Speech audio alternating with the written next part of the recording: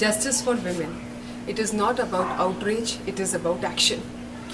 Time and again when a girl is raped, जब भी किसी लड़की का बलात्कार होता है तो सबसे पहले ये पूछा जाता है कहाँ जा रही थी, कितने बजे जा रही थी, उसने क्या पहना था. Why should a woman have to answer these questions? How does it justify? Tell me. एक औरत जो अपने घर पर होती है उसका वहां भी बलात्कार हो जाता है. एक 40 साल की औरत एक पुराना सूती लहंगा पहन के जब सुबह खेतों में जा रही होती है क्योंकि उसके घर में शौचालय नहीं है, तब भी उसका बलात्कार हो जाता है. So who's responsible for that? Who's responsible for a 6-month-old baby girl getting raped? What was she wearing? Where was she going? What time of the night was it? Understand one thing. Rape is a crime against women.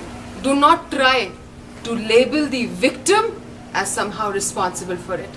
Men and their inability to keep their animalism, their baser instincts, and the fact that they do not respect women under control is responsible for rape. We have common sense. We know what to do, when to do, how to do it.